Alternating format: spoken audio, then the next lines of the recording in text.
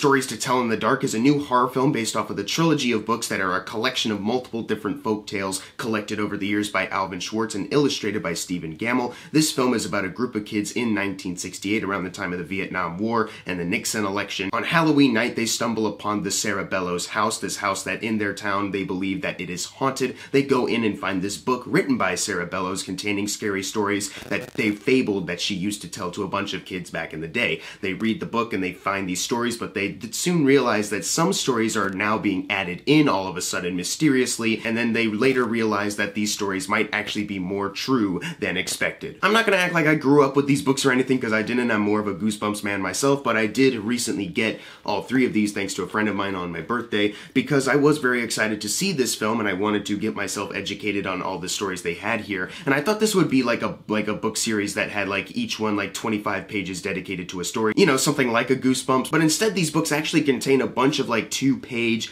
or like 5-page, sometimes even 1-page horror stories. So really finding that out for the first time made me really appreciate the structure that they were going with this film. You know, kind of like a Goosebumps from 2015, but a little bit more harder as far as the rating goes, like more PG-13, kind of more scary for kids, more for the teenagers. And the fact that this was going to be produced by Guillermo del Toro had me excited. The director made a film called The Autopsy of Jane Doe that I recently watched in preparation for this film that I honestly really enjoyed too. Like, that's a really good movie, so I went into this really excited because I was so excited since the Super Bowl spots had me so hooked. I was so into the people behind this movie and the trailers that they were showing me. I just really wanted this to work out, especially since I enjoyed the stories they told in the books, and I wanted to see how they came off in this film.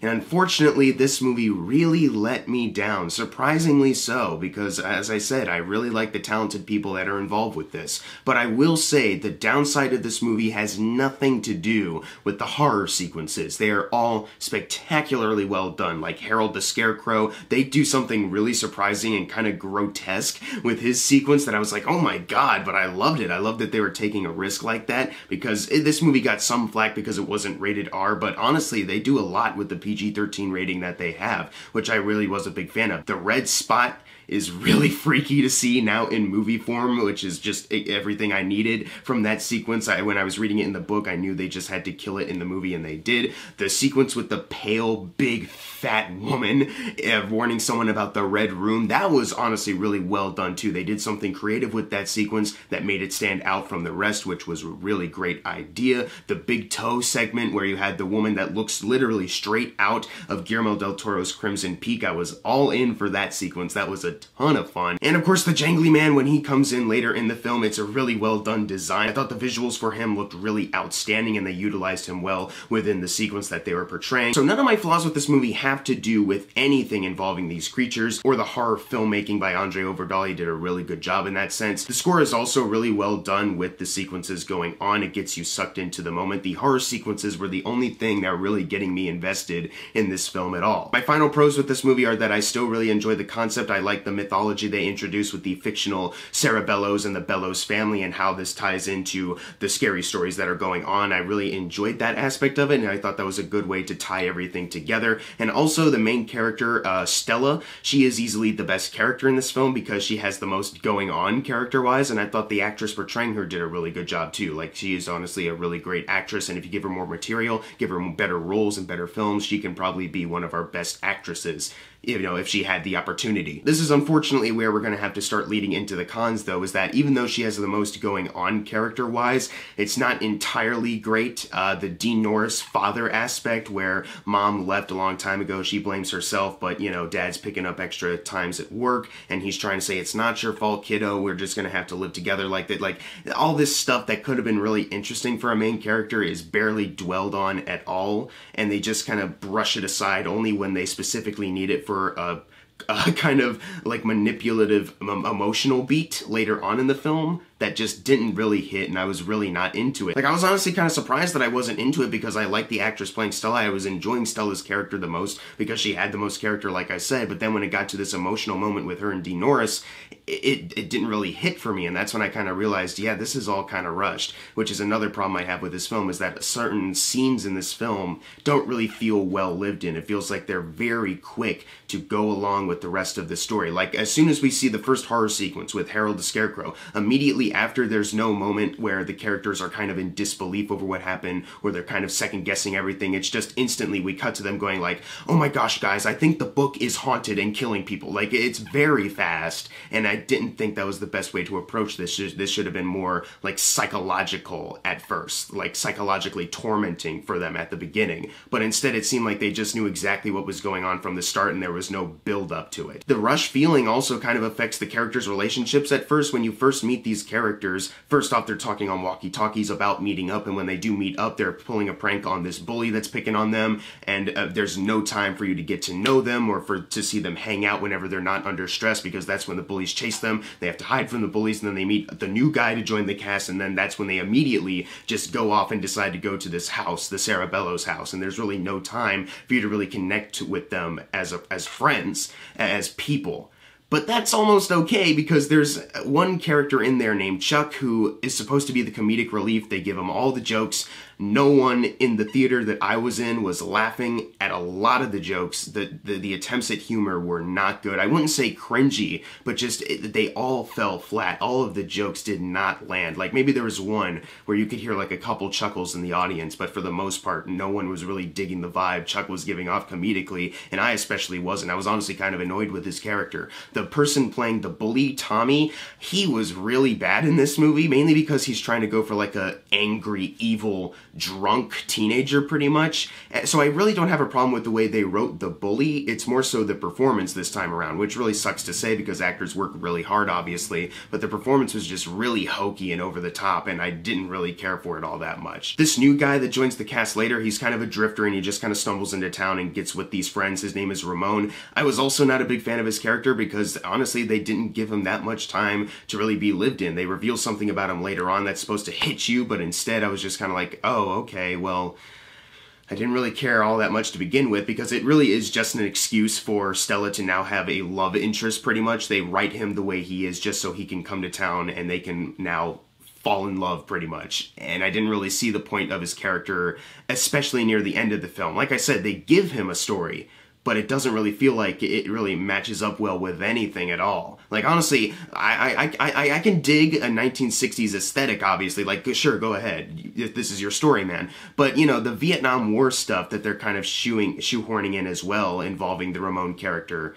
it didn't really feel all that necessary, and I don't really see how it relates to anything going on, or why we really needed it, what was so important about it. The ending of this movie is also extremely abrupt, and it kind of gave me a feeling like, wait, is this movie rushed, and is this ending abrupt cliffhanger-esque because they just want to get to a sequel? Do they have just better ideas for sequels to this film rather than this one? Because that shouldn't be the case, because it's not like the first book is really boring, but the second one is where stuff gets real deep and stuff. It's like, no, like they take little stories from all three of them and put them into this one film, and it's not like any of these three books have plots. They have multiple different random stories that they compile together. So it's not like they're telling the book stories and they're like, we're just more excited to get to the second book. It's like, no, they just want to, I don't know. I don't know what the issue is. I don't know why this movie felt so rushed, and I don't know why they're ending it on a cliffhanger that makes it seem like now we're going to get to the really good stuff. And it's like, I don't really get it. I don't understand why it's told the way it is, and I'm really not digging it. And once again, going back to the point that this movie's really rushed, there's certain moments where they insert something kind of randomly just so you know what's going to happen next. Like, the sister of Chuck is like, all right, I don't believe any of this book stuff. Now, if you'll excuse me, I gotta go to the high school for the play tonight. They don't establish anything with that beforehand, at least that I can remember, and if they did, then that kind of just adds to my point that it's really rushed, that I wasn't really able to live with these characters for a bit or get to know them. But the next time we do see this character, she's at this high school, and that's when the Red Spot segment starts. So it really is just like, let's get this information right here so we're in a different setting, a high school, instead of just where we've been already. There's a moment where Chuck is like, hey guys, I had a dream where this pale lady was trying to warn me about the Red Room, and it was really scary. I hope the ghost of Cerebello's doesn't try to use that against me. And it's like this. It's almost like he looks into the camera and says it. Like, we know what's gonna happen next, pal. And even when they do introduce the only bit of character that Stella has involving her mother, the way they introduce it is so bad and so rushed. She gets out of a car and like stares off in the distance and kind of wipes away tears, and Ramon's like, what's up with her? And her two friends in the back give off exposition dump, but one at a time. It is so weirdly written and so off-puttingly written. It doesn't sound like normal people. It just sounds like the screenwriter was like, we got to get this information out somehow, and we can't do a show don't tell. We have to just tell. So here you go. We're trying to move on as quickly as possible. But that's not the best way to write your story or your characters, especially if the characters really don't have that much going on other than that. But whatever. So I really did enjoy the horror sequences in this film. The plot that they had set up to get these scary stories together really is a good idea, and I was really for it. And Stella is easily the best character, but even then, their character writing for her has some faults. The other characters I could not care less about, to be honest, and some of their acting isn't even all that good. Some of their jokes don't land. The whole entire movie just feels rushed so they can get to this abrupt ending that sets up a sequel so they can get a franchise.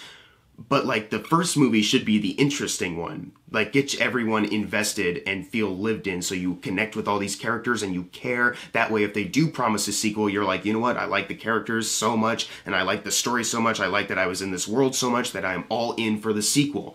But that wasn't the case with this film. Honestly, when I saw the first couple trailers, I was like, this looks like Goosebumps, but for teens, like more PG-13 crowd, obviously.